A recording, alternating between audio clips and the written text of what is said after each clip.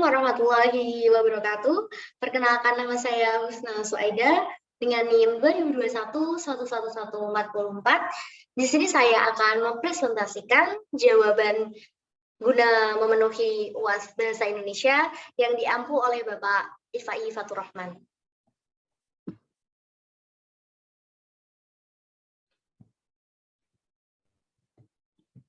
Soal nomor 1, jelaskan pola bentuk gabungan terikat. Tulislah kembali bentuk gabungan terikat berikut ini. A. Adikuasa. B. Catur tunggal. D. Dwiwarna.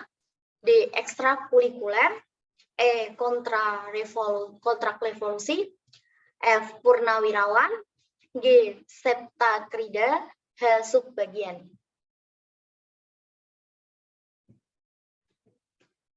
Nomor 2, jelaskan perbedaan bentuk penawaran deduktif dan bentuk penalaran induktif. Berikut contoh penerapannya. Penalaran deduktif dinyatakan dengan pernyataan umum, diikuti dengan pernyataan khusus, kemudian ditarik kesimpulan. Contoh pernyataan umum, pengembangbiakan dengan cara mencangkok menghasilkan tanaman baru yang cepat berbuah. Pernyataan khusus, pohon jambu Pak Jono adalah hasil cangkokan. Kesimpulan, pohon jambu Pak Jono menghasilkan tanaman baru yang cepat berbuah. B. Penalaran induktif. Penalaran induktif adalah cara berpikir dengan menarik kesimpulan umum dari pengamatan atas gejala-gejala yang bersifat khusus. Contoh, kerbau punya mata, anjing punya mata, kucing punya mata. Kesimpulan, setiap hewan punya mata. Soal nomor 3, jelaskan dan beri contoh transkripsi dan transliterasi. Berikan contoh penerapannya. Transkripsi adalah pengalihan tuturan yang berwujud bunyi ke dalam bentuk tulisan, penulisan kata, kalimat, atau teks yang menggunakan lambang-lambang bunyi, mantra yang diucapkan seorang dan kemudian ditranskripsikan ke dalam bentuk lontar atau kitab atau dalam bentuk tertulis lainnya. Contoh dan jawaban hasil penelitian Wiwi Kartini seperti yang saya tuliskan dalam PPT. Soal nomor 4, jelaskan penomoran bagian karangan berikut ini. Perbaikilah jika menurut Anda masih ada penulisan yang salah. Seperti yang ada dalam PPT saya, yang salah ada bagian kiri dan yang betul ada di bagian kanan. Lanjut, soal nomor 5, jelaskan cara penulisan gelar akademik yang benar. Kemudian jawab soal berikut ini, jika masih salah penulisannya segera diperbaiki. Setiap gelar wajib ditulis menggunakan tanda titik sebagai penghubung kata pada singkatan gelar yang bersangkutan. Penulisan gelar ditulis di akhir nama seseorang. Lalu di antara nama dan gelar diberi tanda koma sebagai pemisah. Seperti Bayu Maharani, LTTS, R.M. Pratama, MM, Dr. Ifai Fatur Rahman, SPD, MPD, Dr. Andes Muhammad Kanzanuddin, MPD Profesor, Dr. Ahmad Ulinuha, MPD. Soal nomor 6, jelaskan penggunaan tanda elipsis, tanda siku, dan tanda kurung. Berikan contoh penggunaan tanda tersebut dalam kalimat. Tanda elipsis dipakai untuk menunjukkan bahwa dalam suatu kalimat atau kutipan ada bagian yang dihilangkan. Contohnya, penyebab kemerosotan akan diteliti lebih lanjut. B. Tanda siku dipakai untuk mengapit huruf, kata, atau kelompok kata sebagai koreksi atau tambahan atas kesalahan atau kekurangan di dalam naskah asli yang ditulis orang lain. Misalnya, sang sapurba mendengar bunyi gemerisik. C. Tanda kurung. Tanda kurung dalam bahasa Inggris bracket adalah tanda baca yang digunakan secara berpasangan. Kurung membuka dan kurung tutup untuk memisahkan atau menyisipkan teks ke dalam teks lain. Contoh, anggota perencanaan sudah dihabisi mengatur di IKA, daftar yang diisikan kegiatan. Soal nomor 7, jelaskan 3 cara penalaran induktif meliputi generalisasi, analogi, dan hubungan sebab akibat. Kausal. Silahkan jelaskan satu persatu disertai contoh. A. Generalisasi. Generalisasi adalah proses penalaran yang bertolak dari fenomena khusus menuju kesimpulan umum. Generalisasi merupakan pernyataan yang berlaku umum untuk semua atau sebagian besar gejala yang diamati. Contoh, buah jambu biji berwarna hijau dan rasanya manis. Buah mangga berwarna hijau dan rasanya manis. Generalisasi, semua buah berwarna hijau rasanya manis. Pernyataan semua buah berwarna hijau rasanya manis hanya memiliki kebenaran probabilitas karena belum pernah diselidiki kebenarannya. Contoh kesalahan, buah kedondong juga berwarna hijau, namun rasanya asam. B. Analogi. Metode menalar dengan membandingkan dua hal yang mempunyai sifat yang sama. Kita dapat menarik kesimpulan jika terdapat persamaan dalam beragam bidang. Dengan kata lain, penataran analogi dapat diartikan sebagai proses penyimpulan berdasarkan fakta atau kesamaan, atau proses membandingkan dari dua peristiwa, hal yang berlainan berdasarkan kesamaannya. Kemudian ditariklah kesimpulan dari persamaannya tersebut. Contoh, klub Persija Jakarta mampu masuk babak final karena berlatih setiap hari, maka klub Persib Bandung akan masuk babak final jika berlatih setiap hari. Hubungan sebab akibat atau kausal, proses penalaran yang diperoleh dari gejala-gejala yang saling berhubungan. Hubungan kausal atau kausalitas merupakan prinsip sebab dan akibat. Contoh, penerbangan liar di hutan mengakibatkan tanah longsor. Jika dipanaskan, lembaga menuai. Jika dipanaskan, emas memuai. Soal nomor 8. Jelaskan yang dimaksud dengan silogisme. Berikan contoh silogisme. Silogisme adalah sebuah penalaran deduksi, yang dilakukan secara tidak langsung. Silogisme juga dapat diartikan sebagai sebuah argumen deduktif yang memiliki dua premis dan sebuah kesimpulan. Premis yang ada pada silogisme adalah premis khusus dan premis umum. Sedangkan kesimpulan yang dimaksud adalah kesimpulan yang masih berhubungan dengan premis yang ada. Silogisme memiliki bentuk yaitu sebagai berikut. A. Silogisme kategorik. B. Silogisme hipotetik. C. Silogisme sinjungtif. D. Silogisme konjungtif. Berikut adalah beberapa contoh kalimat silogisme sebagai berikut. Jika musim kemarau, sungai akan mengering. Sekarang sungai mengering, jadi sekarang musim kemarau. Soal nomor 9, apa yang dimaksud dengan konjungsi? Sebutkan jenis konjungsi dan berikan contoh penerapan konjungsi. Konjungsi adalah suatu kategori yang memiliki fungsi sebagai memperluas satuan yang lain dalam konstruksi hipotaktis yang selalu menghubungkan dua satuan atau lebih dalam suatu konstruksi. Jenis-jenis konjungsi yaitu A. Konjungsi koordinatif. Konjungsi koordinatif merupakan konjungsi yang menghubungkan dua unsur atau lebih yang sama pentingnya atau memiliki status sintaksis yang sama. Contohnya adalah dan, atau, dan, tetapi. B. Konjungsi korelatif. Konjungsi korelatif adalah konjungsi yang menghubungkan dua kata, frase atau klausa yang memiliki status sintaksis yang sama. Konjungsi korelatif terdiri atas dua bagian yang dipisahkan oleh salah satu kata, frase atau klausa yang menghubungkan. Contohnya adalah baik, maupun, tidak hanya, tetapi, juga, demikian, sehingga, entah, dan jangankan pun. C. Konjungsi subordinatif. Konjungsi subordinatif adalah konjungsi yang menghubungkan dua klausa atau lebih, dan klausa itu tidak memiliki status sintaksis yang sama. Salah satu dari klausa itu merupakan anak kalimat dari induknya.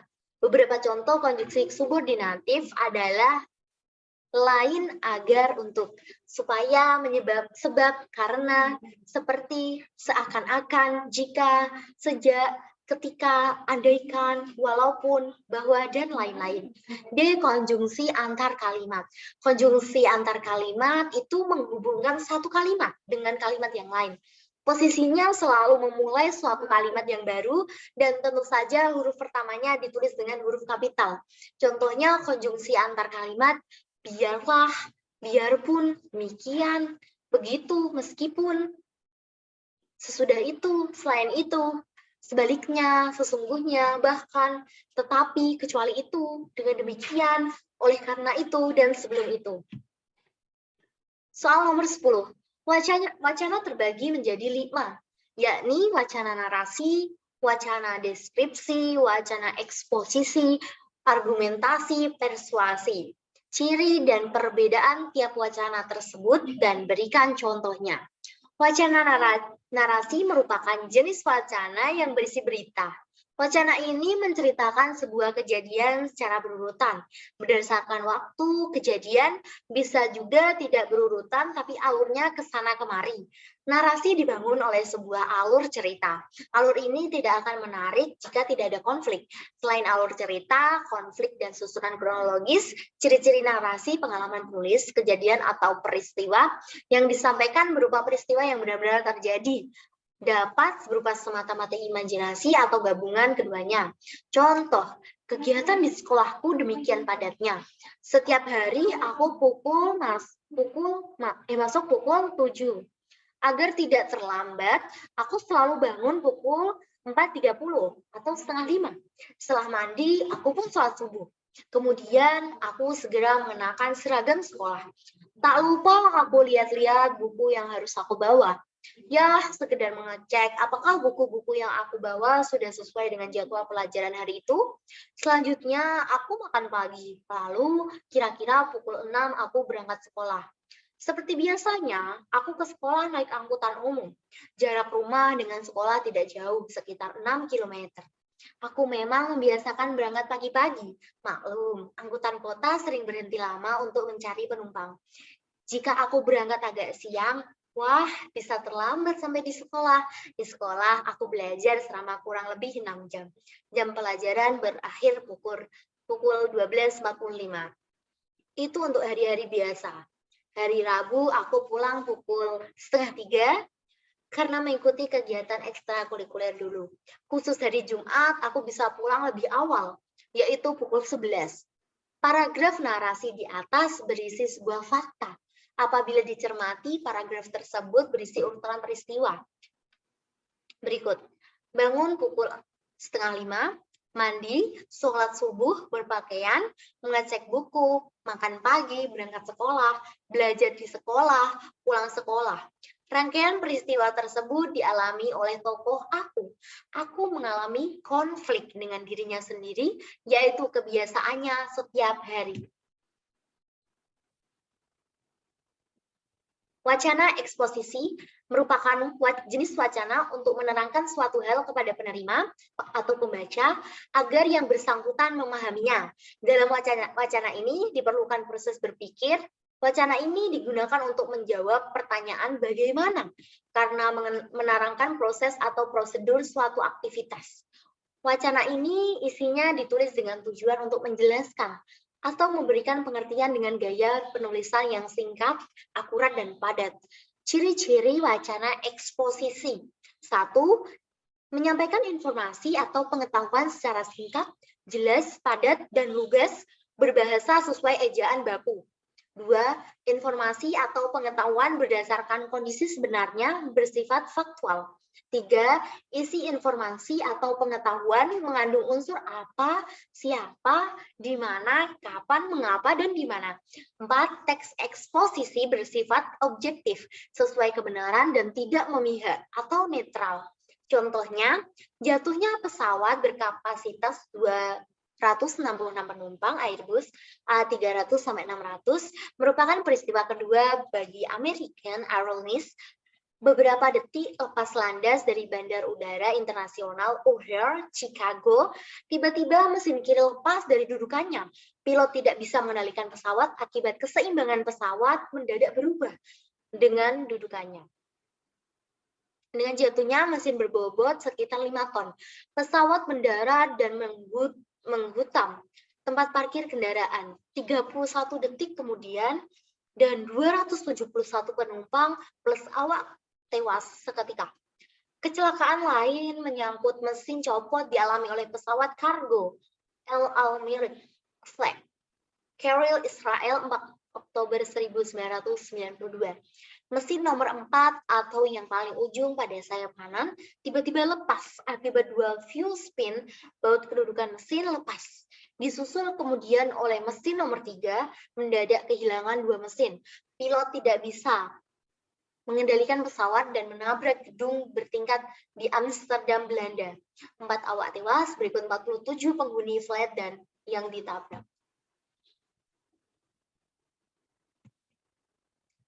Yang selanjutnya, wacana argumentasi. Wacana argumentasi merupakan jenis wacana yang berusaha mempengaruhi pembaca atau mendengar penerima pernyataan yang dipertahankan, baik yang didasarkan pertimbangan logis maupun emosional. Sebuah wacana dikategorikan wacana argumentasi apabila bertolak dari tanya isu yang sifatnya kontroversi antara penutur dan mitra tutur. Pengembangan kerangka karangan argumentasi dapat berpola sebab-akibat, akibat-sebab, atau pola pemecahan masalah. Adapun ciri-ciri wacana argumentasi adalah sebagai berikut. Berisi argumen-argumen sebagai upaya pembuktian atau pendapat atau sikap, bertujuan meyakinkan pembaca agar mengikuti apa yang dikemukakan penulis, menggunakan logika atau penalaran sebagai landasan berpikir, bertolak dari fakta-fakta atau evidensi-evidensi, bersikap mendesakkan pendapat atau sikap kepada pembaca, merupakan bentuk retorika yang sering digunakan dalam tulisan-tulisan ilmiah, menggunakan bahasa yang bersifat rasional dan objektif dengan kata-kata bermakna lugas atau denotatif. Alasan, data, atau fakta yang mendukung pembenaran berdasarkan data dan fakta yang disampaikan.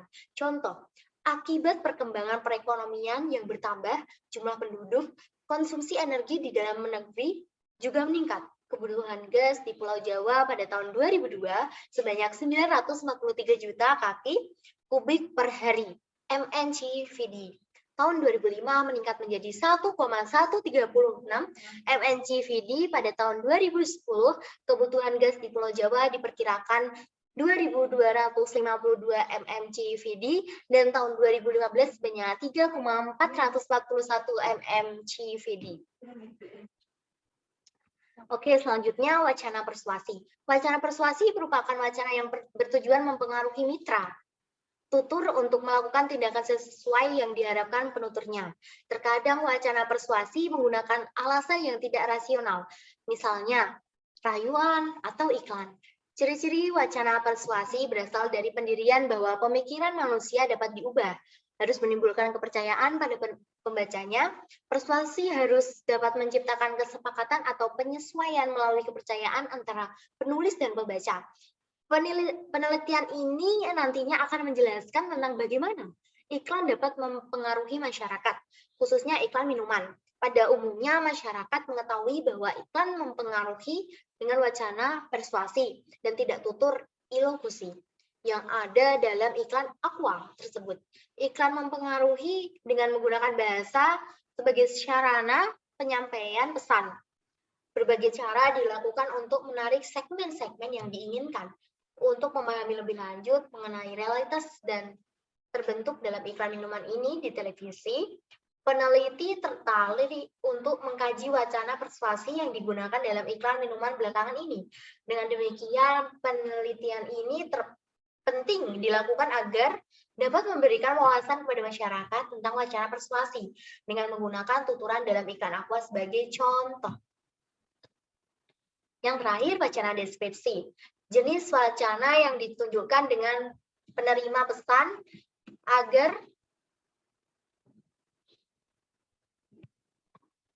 citra imajinasi tentang suatu hal. Karangan ini berisi gambaran mengenai suatu hal sehingga pembaca seolah-olah melihat, mendengar, atau merasakan hal tersebut. Wacana ini banyak digunakan dalam katalog penjualan dan data-data kepolisian. Ciri-ciri wacana deskripsi. Penggambaran tersebut dilakukan sejelas-jelasnya dengan melibatkan kesan indera, membuat pembaca atau pendengar merasakan sendiri atau mengalami sendiri. Ditandai dengan penggunaan kata-kata atau ungkapan detail atau terperinci. Digunakannya kata-kata yang bersifat evaluatif dan selalu abstrak. Umumnya menggunakan kata-kata yang bersifat objektif dan menggambarkan sesuatu. Contoh, SMA Negeri 1 Kota Sukabumi merupakan SMA tertua di Kota Sukabumi. SMA ini SMK Negeri 1 Kota Sukabumi lahir pada bulan Oktober 1961. SMA Negeri 1 mempunyai jumlah murid kurang lebih 1.500 siswa dan mempunyai 4 lapangan, yaitu lapangan basket, lapangan voli, lapangan sepak bola, dan lapangan badminton. Jumlah semansa kurang lebih 3 hektar dan memiliki 37 kelas serta 71 guru mata pelajaran. Semansa juga memiliki kantin yang begitu banyak. Ketika bel istirahat berbunyi, kantin di Semansa sangatlah ramai, hingga siswa-siswi pun harus berdesak-desakan untuk membeli makanan. Kantin Semansa menjual bermacam-macam makanan seperti gorengan, mie ayam, jus, dan masih banyak lagi. Ketika kantin ini ramai, suasana pun menjadi sangat panas, berisik, dan kotor. Kantin di Semansa sungguh sempit, sedangkan murid-muridnya sangatlah banyak, sehingga kantin ini pun menjadi hiruk-pikuk. Terima kasih, demikian yang dapat saya sampaikan. Wassalamualaikum warahmatullahi wabarakatuh.